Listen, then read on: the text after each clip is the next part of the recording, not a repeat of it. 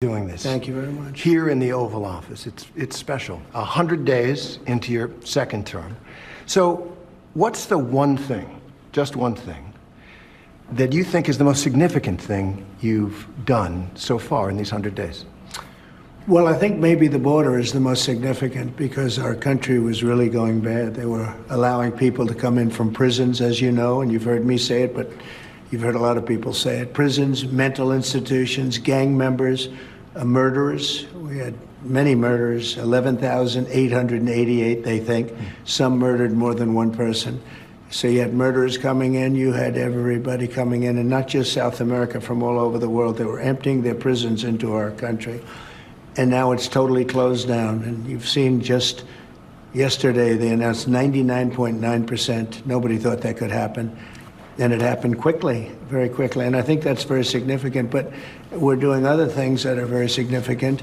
Results will take a little bit longer because it's one of those, you know, it's complicated. It's many years of trading abuse. We've been abused by other countries for years and years. They laughed at us. They thought we were stupid people. And we're fixing it. And I think that's going to be very, very important. But I have a lot of ground to cover. Yeah, I would really say that the border is so important. You know, just and we'll get there. Immigration, huge, yeah. And we're going to get there. But I want to start with the economy, the number one issue for so many people, for just about everybody. It's one of the main reasons that you're back in this office. And now we have this trade war with China that Moody's and other analysts say is going to cost American families thousands of more dollars per year. And there is a lot of concern out there. People are worried, even some people who voted for you saying, I didn't sign up for this. So how do you answer those concerns? Well, they did sign up for it, actually, and this is what I campaigned on. I said that we've been abused by other countries at levels that nobody's ever seen before. We were losing $3 to $5 billion a day on trade. We were losing $1.5 trillion to $2 trillion a year, not sustainable. They were taking advantage of us like they've never. I could have left it that way, and at some point there would have been an implosion like nobody's ever seen. But I said, no, we have to fix it. I've wanted to do this for many years. You know, I had the best economy during my first term. We had a tremendous economy, tremendous success, and we did tremendous numbers of tariffs on, we took in a lot of money from tariffs, China in particular, hundreds of billions of dollars in tariffs. We had no inflation, as you know. We had an incredible economy. We're given credit for a great economy. But I said, we have to fix this, otherwise it's just not self-sustaining. Well, one of the things you ran on was you'd said you'd bring prices down on day one, and that it would happen fast, and that it would happen fast. I have. Most economists will tell you that tariffs will raise prices. So don't your tariffs cut against that promise you made to bring prices down? No, because I had massive tariffs on China, if you remember, in my first term, and we had essentially no inflation, like around 1% inflation, which is like a perfect number. And then when Biden took over, it went through the roof. It went to probably the worst inflation we've ever had. I mean, we had an inflation nightmare. Now, if you look at what's happening now, we're only there for 100 days, as you say. And in 100 days, we took over. We had bad inflation for 4 years, for 2 years of, especially 2 years of his administration. I would say record-setting like we've never seen. They say 48 years, the worst in 48 years. I say it was much worse than that. Yeah. Right. So now if you look at what's happened, energy is down. Gasoline hit $1.98 in a few states during the last couple of days. It was $3.50 and $4 and $4.50. But gasoline is way down. When I took over, you remember the big thing with eggs. They hit me the first week. Eggs, like it was my fault. I said, I didn't cause this problem. This problem was caused by Biden. What's the problem with eggs? And they said, they've doubled. And well, eggs are down 87% since I got involved. A lot of that is bird flu. And by the way, and there were plenty of eggs for Easter, which we just went through. There were plenty of eggs for Easter. They were saying you won't have enough eggs for Easter. My secretary did a fantastic job on eggs. Groceries are down. Everything's down. Okay. Interest rates are the same. Interest rates should be down. but we have a Federal Reserve that wants to be stubborn. They want to be cute. We'll get to that. You said something a couple weeks ago that struck me. You said concerning the tariffs, which economists say are going to raise prices, you said, quote, hang tough. Yeah. It won't be easy. You said that to the American people. Is that what Americans should expect, some hard times? I've said that during my campaign. Look, we won a campaign by a lot. We won all 7 swing states. We won the popular vote by a lot. You know, we had a tremendous campaign. I said all of these things during my campaign. I said, you're going to have a transition period. We've been ripped off by every country all over the world. They're laughing at us. They thought we were stupid people, and we were. And I said, that's not going to happen. We're not going to let that happen. Hard times are ahead? I don't think so. I think great times are ahead. Look, since I came in, gasoline is down, groceries are down, egg prices are down, many things are down, just about everything. You know, you don't have the drop in fuel and energy and oil like we did. I took it from maybe $3.20, maybe more than that, down into a much lower number. When you have that kind of a drop, you're not going to have inflation. Not now, but it's the tariffs, right? We still have 145% tariffs on China. Your Treasury Secretary said we basically have an embargo on China. Look, you're trying to say something's going to happen, Terry. No, okay, well, nothing's going to happen. You know business. Terry, I want to ask you. I do know business. Yes, so 145% tariffs on China, and that's good. Basically an embargo. They deserve it. It'll raise prices on everything from electronics to clothing to building houses. You don't know that. You don't know whether or not China is going to eat it. That's mathematics. China probably will eat those tariffs, but at 145, they basically can't do much business with the United States. And they were making from us $1 trillion a year. They were ripping us off like nobody's ever ripped us off. And by the way, we have other countries that were just as bad. If you look at the European Union, it was terrible what they've done to us. Every country, almost every country in the world was ripping us off. They're not doing that anymore. I want you to think about the boom that this country has had in small businesses, mom and pop Etsy stores, small businesses that became big businesses. They haven't had a boom because of inflation. Well, the boom was inflationary boom. The people were wiped out with inflation. I mean, you read the news, you do the business stuff, I assume. Now, a lot of them built those businesses on the trading model. Yeah, and they're going to make more money now. They sourced their products overseas, and now they're looking at an extinction event. I've been here. It's a disaster for them. I've been here for 3 months. I've taken a trade deficit down to a number that's very, very starting to get really good. I just got here. We had a country that it was not sustainable, what Biden did to this country, between the open borders where criminals poured into our country, between every country in the world ripping us off on trade. It was not sustainable. So your message to those small businesses who are saying, we can't live a month, 2 months with these tariffs. Apple got a big deal. Is there something for them? No, not only Apple. We've got $7 to $8 trillion being invested in our country in 2 months.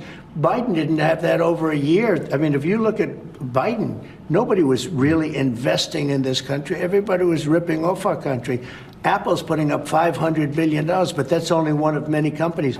Companies are flooding into our country right now. So your answer to the concern about the tariffs is everything's going to be hunky-dory? Everything's going to be just fine. It wouldn't have been if I didn't do this. I had a choice. I could leave it, have a nice, easy time, but I think ultimately you would have had an implosion. Our country had inflation that was worse than they've ever had it before. You don't mention that. Why don't you mention that? We had the worst inflation probably in the history of our country. People say 48 years. Probably in the history of our country, we had the worst inflation. And people were dying over the inflation. You know that. Now the grocery prices are coming down. The energy prices are coming down. Gasoline's coming down. It's all heading in the right direction. Okay, let's move on to immigration. Coming up. It is an undeniable fact that illegal crossings at the southern border have plummeted, a staggering decline. But there are questions about your methods. President Trump, the first 100 days continues. Okay, let's move on to immigration. And as you said, it is an undeniable fact that illegal crossings at the southern border have plummeted, a staggering decline. But there are questions about your methods. And so I want to ask... About my message? Methods. About your methods. How you're Well, they accomplishing seem to this. work. Do you acknowledge that under our law, every single person who gets deported gets a hearing first to make their case? Well, are we talking about people that are citizens of our country or not? No, you're not deporting citizens at this point. Well, let me ask you, did they get hearings when Biden allowed 21 million, because I think the number is 20 million people to flow into our country? You had 21 million people that came into our country through a stupid open border, and they were prisoners, and they were people that you don't want in many cases in our country, right? They came from all over the world. They came from the Congo. They came from South.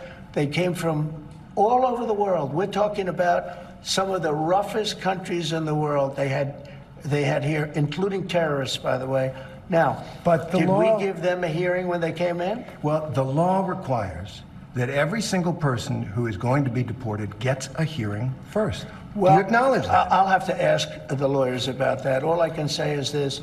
If you're going to have 21 million people, and if we have to get a lot of them out because they're criminals, we're going to have to act fast. We can't. Do you think we can give 21 million trials? Let's say each trial takes 2 weeks. Is that what you want us to The do? law Give is the 21 law, million? sir. The law is the law, and you're the law sworn doesn't to say anything uphold it. about trials. No, not trials, hearings. I said These hearings. people came in, they're not citizens. They came in illegally. They came into our country Right. illegally. And We there's- have to get them out. There's a legal process for that. I can't, sure, and we follow the legal process. I can't have a trial, a major I'm trial not for saying every major. person that came in illegally. We have thousands of murderers that came in. They're going to murder people. They already have murdered people in our country. Right, so we have to get them out, They're and we have to bad get them guys, out fast. Really bad guys. But in our country, even bad guys get due process, right? If people come into our country illegally, there's a different standard. These are illegal. They came in illegally. But they get due process. Well, they get a process where we have to get them out. Yeah. Okay, let's talk about the Venezuelans. They get whatever my lawyers say. Right. All right, let's talk about the Venezuelans. You deported more than 200 Venezuelans to that prison in El Salvador. You say they're violent, they're gang members, they're terrorists. Many of them don't have a criminal They are, record by the way. at all. Well, but I want to... I'm not so sure about that. If you take a look, I want to When read you something. Excuse me. When you look at those people, they were violent people. They were violent people. But many of them don't have a criminal record Go at this ahead. point. I don't- So I don't know. want That's to what read you something. say. Well, it's based Go on ahead. their lawyer, what their lawyers Go have ahead. said. Okay. Go ahead. Joe Rogan said this. Joe Rogan, one of the leading podcasters, Trump supporter, about the deportation of Venezuelans. He said, quote, rounding up gang members and shipping them to El Salvador with no due process, he said it was dangerous, and added, quote, we got to be careful that we don't become monsters while we're fighting monsters. I Is agree Joe with that. Rogan right? Oh, I agree with that 100%. Yeah, we want to be careful, and we are careful. We're doing something that has to be done. We have a country that's very sick. Joe Biden, and it's not him because I don't even think he knew what the hell was happening, but the people around him are vicious people, and what they've done to the country is unbelievable.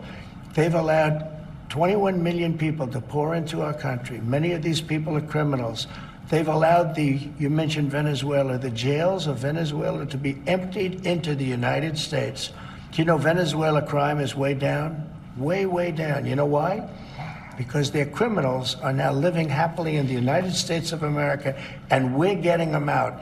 And I was elected to get them out, and we're getting them out. Under the law. It And sounds we're like- getting them out fast, and we're getting them out legally. Now, in some cases, we have judges. In some cases, they're radical left judges. What happened the other day where a judge was protecting a criminal was horrible. And I think she's got big problems, Probably. frankly. I wanna And talk there are a about- couple of them like that. I wanna talk about one Wait man. a minute. Yep. We have to be treated fairly by judges. And we're not being treated fairly by all judges. Oh, that's a subject. So you're saying that you don't like some of the rulings, some of the Well, court I orders? think the rulings will be overturned, yeah. All right, well, let me ask you about one man and one court order. Kilmar Abrego Garcia. He's the Salvadoran man who crossed into this country illegally, but who is under a protective order that he not be sent back to El Salvador. Your government sent him back to El Salvador and acknowledged in court that was a mistake. And now the Supreme Court has upheld an order that you must return him facilitate his return to the United States. What are you doing to comply? Well, the lawyer that said it was a mistake was here a long time, was not appointed by us, should not have said that, And just so Said you it in court. understand, Said it the in person court. that you're talking about, you're making this person sound, this is a MS-13 gang member, a tough cookie, been in lots of skirmishes, beat the hell out of his wife, and the wife was petrified to even talk about him, okay? This is not an innocent, wonderful gentleman from Maryland. I'm not saying he's a good guy. It's about the rule of law. The order from the Supreme Court stands, He came sir. into our country illegally. You could get him back. There's a phone on this desk. I could. You could pick it up, and with all the power of the presidency, you could call up the president of El Salvador and say, send him back right now. And if he were the gentleman that you say he is, I would do that. But the court has he's ordered not. you to facilitate that. I'm not the one making this decision. We have lawyers You're the that don't president. want to do this. But Terry. the buck stops in this office. No. I follow the law. You want me to follow the law? If I were the president that just wanted to do anything, I'd probably keep him right where he Supreme is. Court says what the law is. Listen, I was elected to take care of a problem. It was a unforced error that was made by a very incompetent man, a man that turned out to be incompetent, that you always said was wonderful, a great genius, right? And now you find out, all of the media now, they're saying what a mistake they made. A man who was grossly incompetent allowed us to have open borders where millions of people flowed in. I campaigned on that issue. I wouldn't say it was my number one issue, but it was pretty close. Right up there. I campaigned on that issue. I've done an amazing job. I have closed borders. He said you couldn't do it. You wouldn't be able to do it. It would never happen. Well, it happened, and it happened very quickly. Wait a minute. When we have criminals, murderers, criminals in this country, we have to get them out, and we're doing it. By law. And you'll pick out one man, but even the man that you picked out, he said he wasn't a member of a gang. And then they looked, and on his knuckles, he had MS-13. There's a dispute Well, over that. wait a minute. He had MS-13 on his knuckles tattooed. Oh, he had some tattoos that are interpreted that way. But let's move on. Wait a minute. Hey, Terry. He did not have the Don't do that. letter MS-13. It says MS-13. That was Photoshop. So let me That was Photoshop. Terry, you can't do that.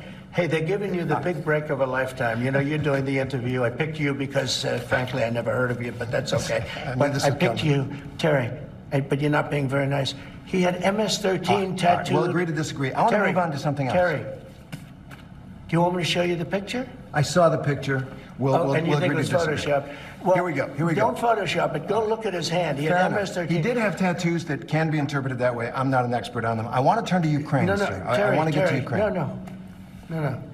He had MS as clear as you can be, not interpreted. This is why people no longer believe the news, because when it's he was fake photographed news. in El Salvador, they aren't there. But let's just go on. They aren't there when he's in El Salvador. They weren't Take a look there, at the but they're photograph. there now, right? No, but they're in your now. picture. Terry, Ukraine, sir. he's got MS-13 on his knuckles. All right. Okay? All right. Well, we'll take a look at that. You do We'll take a such a look at that. disservice. We'll take a look at Why that, don't you sir. just say, yes, he does, and, go on to something All right. else? It's contested. Ukraine. Coming up, the Russia-Ukraine war Don't You forget, think he wants this peace? is You think Vladimir Putin wants peace? and that historic meeting. President Trump, the first 100 days, continues. I want to turn, I was just in Rome, and to that moving photograph of you and President Zelensky sitting in St. Peter's Basilica talking peace. It went around the world. Sure. Take us into that moment. Well, look, the Ukraine is a very serious, very tough situation. And this is Biden's war. This is not my war, but I want to see if I can solve it, because probably close to 5,000 young soldiers a week are being killed, Russian and Ukrainian. We also spend a tremendous amount of money in Ukraine, and Europe should be spending much more than us. They're not. They're spending much less. It's been badly handled by the Biden administration. It's been badly handled all the way around, the way around. That moment. The moment was a moment of solace, in a sense, because tremendous numbers of people are dying. A lot of his people are dying. They're being killed. And I feel very badly about it. I feel very badly about it. That's a war that would have never happened if I were president. And it didn't happen for 4 years. It was never even a thought of it happening. It does feel like something's happening after that meeting with Zelensky in St. Peters. You posted this on social media. There was no reason for Putin to be shooting missiles into civilian areas and cities and towns over the last few days. It makes me think that maybe... Well, that was part of my post, but you're right. That was a part of a post. And it says, it makes me think that maybe he doesn't want to stop the war. He's just tapping me along. Yeah, that's possible. Sure. He might be...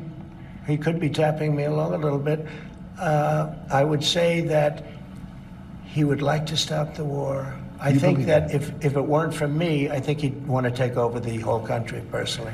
I always felt. So when I left, there wasn't even a chance that this would happen.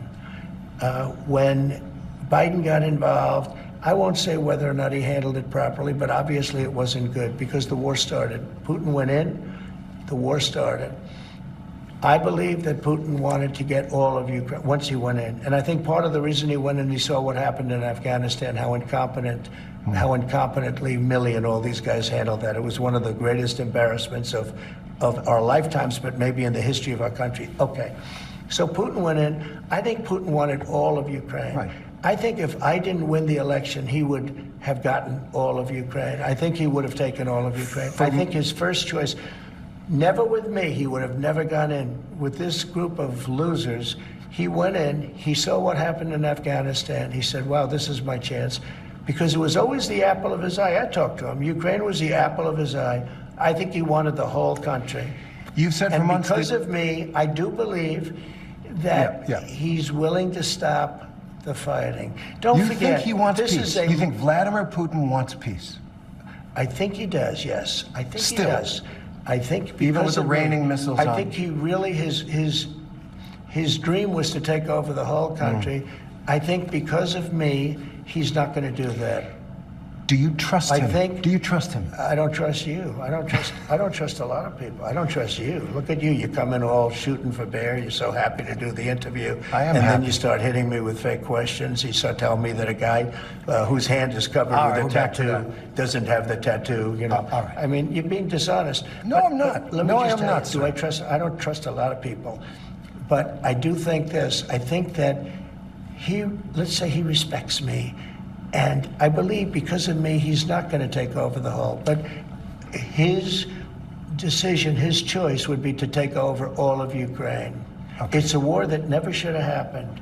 It did happen because of incompetent people. Last question on this. But it never should have happened. If there is no peace deal, will the U.S. cut off military aid to Ukraine? I don't want to tell you that. I'm not going to tell you whether or not I would or not. I want to leave that as a big fat secret because I don't want to ruin a negotiation. But I'd be worried I will if I tell were you, I Ukrainian. was not happy when I saw Putin shooting missiles into a few towns and cities. And that was not something that I like seeing. And I thought it was inappropriate. But I think the whole war is inappropriate. Okay. Again, it's a war that shouldn't have happened. This is a war that if the election weren't rigged, and it was totally rigged, the 2020 election, if it weren't rigged, you wouldn't have that. You wouldn't have had the embarrassment of Afghanistan. You wouldn't have October 7th with Israel. You wouldn't have had any of the problems that you have right now. I want to ask one question. And you wouldn't have had inflation either. All right. I want to ask one question about Defense Secretary Pete Hegseth. There's a lot of turmoil at the Pentagon right now. There's the signal chat with his wife on it where he's discussing that attack in Yemen. There's another signal chat discussing the attack on Yemen. There's a reporter accidentally involved. You said the other day that you had a talk with the secretary. Did you take him to the woodshed? I had a talk with him, and whatever I said, I probably wouldn't be inclined to tell you. But we had a good talk. He's a talented guy. He's young, he's smart, highly educated. And I think he's going to be a very good hopefully a great defense secretary, but he'll be a very good defense secretary. You have 100% confidence in I don't Pete have Hegseth. 100% confidence in anything. Okay? Anything. Do I have 100%? It's a stupid question. Look, it's a pretty important position. No.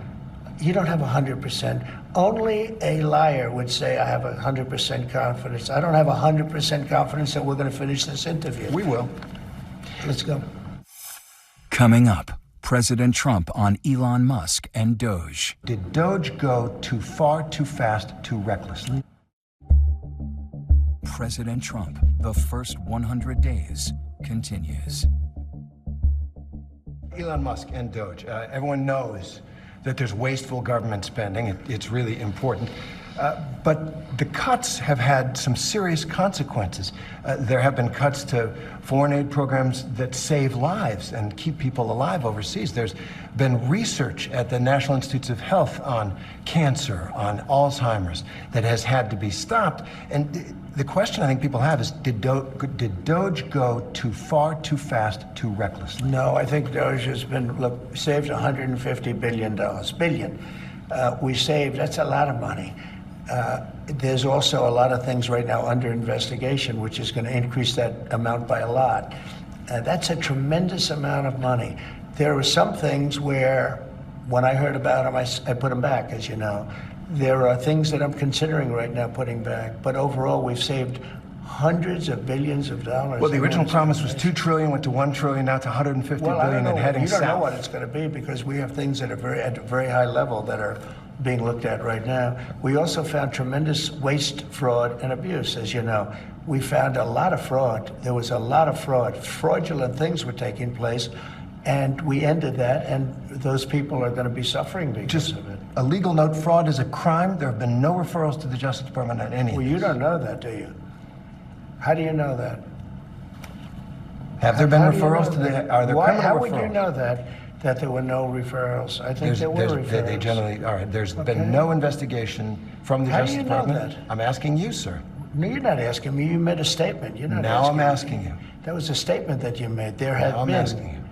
Have there been? Yes, there have. So there have been referrals for fraud from the work of Of course there have Doge. been. Take a look at some of these All right, things that all took right, place. all right. Billions of dollars we give it to people for no reason whatsoever. Of Okay. course there have I want to been. bring up what is truly one of, to a lot of people, one of the biggest achievements of your first term. That is Operation Warp Speed.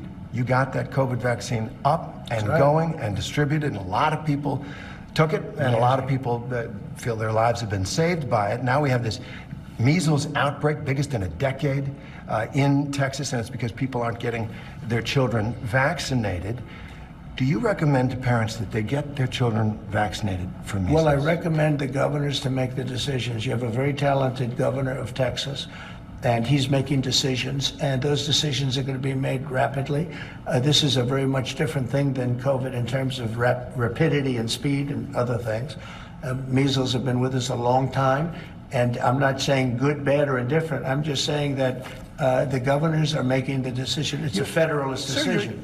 The president is our leader in so many ways, and your voice counts so much, and you can't tell moms and dads, it's a good thing to get a measles vaccine. Do I recommend it? Yes. Yes, I do. Okay. I recommend it, yeah. Got it. That Do was I my mandate question. it? No. No, I didn't But ask I do recommend it, yes. Good. Do you think And I have recommended it. Do you think the Secretary of Health and Human Services, Robert F. Kennedy Jr., who has a history of, at the very least, vaccine skepticism, do you think Kennedy recommends the measles vaccine? He did. He recommended it. Yeah, he did. You satisfied with his Yeah, I mean, he response on this? recommended that they go out and get the vaccine. Okay. Yeah. Still ahead. I'm asking the justification for going after people you don't like. President Trump, the first 100 days, continues. I want to talk a little bit about presidential power, the powers that you have in the presidency temporarily that the American people have given you, right? You've revoked a lot of people's security clearances. You've revoked people's security details who are still threatened, with death threats. You've gone after law firms because they've employed people you don't like, or they have represented people Well, you they don't obviously like. agreed because they paid me a lot of money. Well, the reason they agreed is because you were threatening to destroy their business with your executive order that said you can't represent clients for the federal government. That's their bread and butter. Boys. These are the biggest, most powerful lawyers. These are not people You got a lot of that are leverage as easily president. intimidated. As president, you've got all the cards. They paid hundreds of millions of dollars because they felt, I guess, they probably felt they did something wrong. It was for survival, sir. No, it isn't. You're No, crushing their business. These firms are very powerful firms, and there's 15 of them. And these are firms that probably, look, you have to ask them. In fact, this is a separate story. You have to ask them, why did you all pay Trump hundreds of millions of dollars in services, etc.? Why did you do that? I don't know. You don't think that we have a clause in the thing that while we admit no wrongdoing, but you know, it's like one of those things. And now I'm friendly with those firms, but it's, you know, these are the most powerful firms in the world. And they just signed whatever I put in front of them. I've never seen anything like it. I'm actually surprised myself in a certain way. But they obviously felt they probably did something wrong. I guess that's why they signed. I guess the question out of that is the concern that people have. Are you using your powers as president to get personal revenge? No, I'll tell you what you're really not asking, and you should be asking. There has never been a president in this country, in the history, that was persecuted like I was persecuted by really crooked people, dishonest, horrible people, and it's been proven. So when you say I'm treating people rough, I'm not treating people rough. I was treated worse than any president in the history of our country. And, you know, people figured, well, maybe that's it. Finally, we got, you know, he's leaving town. There goes the helicopter. And then I came back. And I came back because I have tremendous support. You know, when you win an election like I won it, and you will admit I won all 7 swing states, I won the popular vote, I won 2,750 districts compared to 500 districts. That's why the map is all red. And those people feel that I was treated unfairly. But does that give you the right to go after your political opponents with the powers of this office? I'm going after, all I'm doing, hey, Biden did something to me, and I did something to Biden. And you know why I did it? Because he's grossly incompetent. That's not a man that should be allowed to, you know, be looking at things that are very confidential. But what about, because there's 71 here's a people man you that used to. an auto pen to sign very important documents. Now, who really is, do you think he knew that they were using an auto pen? I mean, he used an auto pen to sign very, very important documents. And so those are really the questions you should be asking. What do you think of the auto pen? Who wielded the auto pen? Because whoever that person was, think of it, whoever the person that wielded the auto pen, he was really the president of the United States. Because You are I the don't president, think, right. I don't think that Biden knew anything about it. Fair enough. But you are the president now, and Yeah. I'm asking the justification for going after people you don't like. No. The There people is that it. I think are dishonest. It's not that I don't even know most of them. They're people that I These think people are made you dishonest. angry. No, it's not anger. These are people that I think are very dishonest. I don't think they're worthy of being able to go into top secret information. I think that's fine. And Biden did that with many of our people. But when you look at it, these are people that I don't think are worthy. That's my decision. It's not a question of anger. Okay. I understand you just had a phone call with the new Canadian premier, and they just had this election. Yeah. You were a big issue in it, and Canadians, many of them, are really angry, furious about your talk about we're going to take over Canada, it's going to become the 51st That's state. their prerogative. And it kind of is of a piece. A lot of travel is down into the United States from around the world. It We're doing feels great. like there's been reputational The country's damage. doing great. Well, Prices are down. not the tourism. Gasoline's down. Energy's down. Tourism is going to be way up. Wait till you see the numbers. The tourism is way up. Not now. Now Canada, tourism's doing very well. We're doing very well. We're doing very well. Wait till you see the real numbers come out in 6 months from now. Wait till you see the numbers. But do you They're gonna think, be I'm going to very ask good. you, if I may, do you think the reputation of the United States has gone down under your presidency? No, I think it's gone way up, and I think we're a respected country again. We were laughed at all over the world. We had a president that couldn't walk up a flight of stairs, couldn't walk down a flight of stairs, couldn't walk across a stage without falling. We had a president that was grossly incompetent. You knew it, I knew it, and everybody knew it, but you guys didn't want to write it because you're fake news. All right.